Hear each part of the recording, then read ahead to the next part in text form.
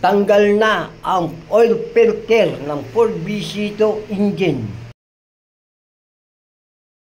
Magsisimula na akong hugutin ang piston ng Ford Vito. Pero bago hugutin, tanggalin muna ang crankcase cover. Ito ang nagsagabal sa pagtanggal ng mga bolt ng Conrad bearing.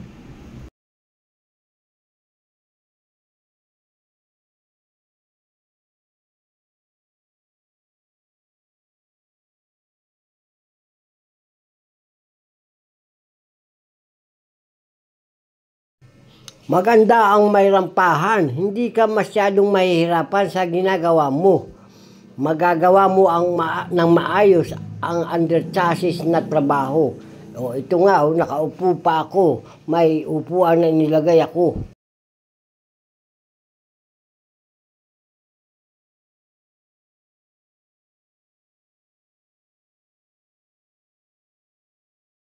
Tinatanggal ko na ang crankcase cover. Nakadikit lamang ito ng silicone sa ginamit na pagkakabit.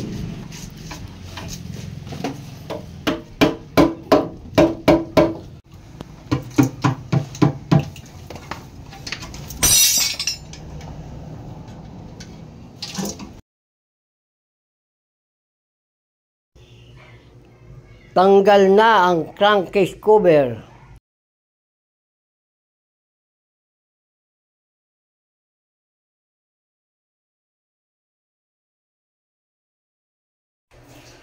Ito na yung mga bolt ng Conrad bearing. Ito ang tatanggalin natin para mahugot ang piston.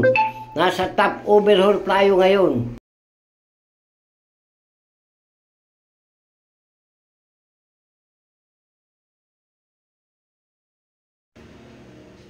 Ito ang oil suction strainer. Nakakabit sa dulo ang oil pump.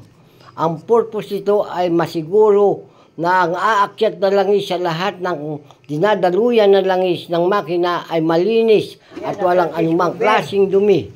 Ng makina, tanggal na natin, pero lilinisin natin. Pagkatapos maganda ating makina, lilinisin natin yan. Natin itong crankcase cover. Napakadumi na oh. Para pag naibalik na natin, maganda na at malinis na, sigurado na yung mga langis na tatakbo sa loob ng makina ay malinis. Dumi, linisin natin ang maayos. Dumi oh. Kailangan maganda na yan pag malinis. Pati itong dumi, kailangan malinis yan oh. Yan yung tangke ng punduhan ng langis.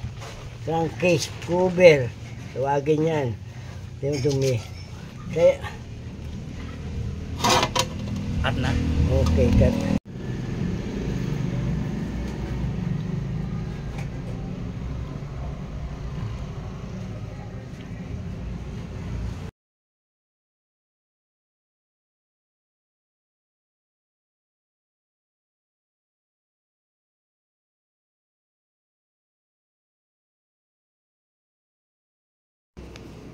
Tatanggalin din itong oil suction strainer kasi sagabal ito sa pagtatanggal ng bolt ng connecting rod bearing.